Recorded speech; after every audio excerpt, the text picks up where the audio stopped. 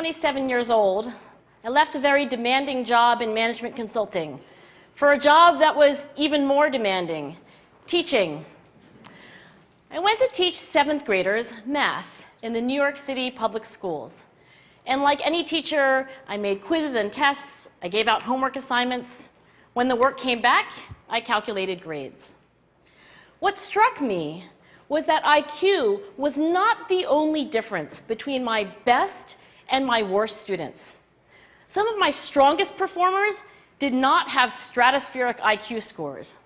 Some of my smartest kids weren't doing so well. And that got me thinking. The kinds of things you need to learn in 7th grade math, sure, they're hard. Ratios, decimals, the area of a parallelogram. But these concepts are not impossible. And I was firmly convinced that every one of my students could learn the material if they worked hard and long enough. After several more years of teaching, I came to the conclusion that what we need in education is a much better understanding of students and learning from a motivational perspective, from a psychological perspective.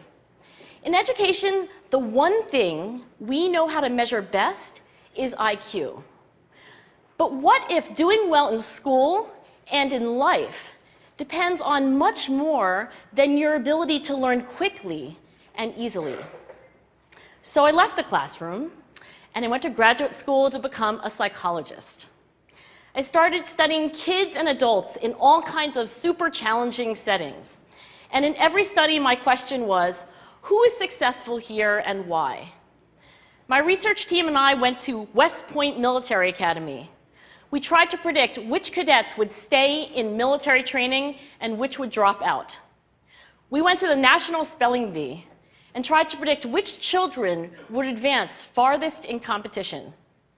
We studied rookie teachers working in really tough neighborhoods, asking which teachers are still going to be here in teaching by the end of the school year. And of those, who will be the most effective at improving learning outcomes for their students? We partnered with private companies asking which of these salespeople is going to keep their jobs and who's going to earn the most money. In all those very different contexts, one characteristic emerged as a significant predictor of success. And it wasn't social intelligence, it wasn't good looks, physical health, and it wasn't IQ. It was grit. Grit is passion and perseverance for very long-term goals. Grit is having stamina. Grit is sticking with your future, day in, day out, not just for the week, not just for the month, but for years, and working really hard to make that future a reality. Grit is living life like it's a marathon, not a sprint.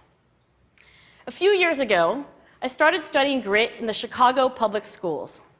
I asked thousands of high school juniors to take grit questionnaires, and then waited around more than a year to see who would graduate. Turns out that grittier kids were significantly more likely to graduate, even when I matched them on every characteristic I could measure, things like family income, standardized achievement test scores, even how safe kids felt when they were at school. So it's not just at West Point or the National Spelling Bee that grit matters, it's also in school, especially for kids at risk for dropping out. To me, the most shocking thing about grit is how little we know, how little science knows about building it. Every day, parents and teachers ask me, how do I build grit in kids? What do I do to teach kids a solid work ethic? How do I keep them motivated for the long run? The honest answer is, I don't know. What I do know is that talent doesn't make you gritty. Our data show very clearly that there are many talented individuals who simply do not follow through on their commitments. In fact, in our data, grit is usually unrelated or even inversely related to measures of talent. So far, the best idea I've heard about building grit in kids is something called growth mindset. This is an idea developed at Stanford University by Carol Dweck, and it is the belief that the ability to learn is not fixed, that it can change with your effort. Dr. Dweck has shown that when kids read and learn about the brain and how it changes and grows in response to challenge, they're much more likely to persevere when they fail because they don't believe that failure is a permanent condition. So growth mindset is a great idea for building grit, but we need more. And that's where I'm going to end my remarks, because that's where we are. That's the work that stands before us. We need to take our best ideas, our strongest intuitions, and we need to test them. We need to measure whether we've been successful, and we have to be willing to fail, to be wrong, to start over again with lessons learned. In other words, we need to be gritty about getting our kids grittier. Thank you.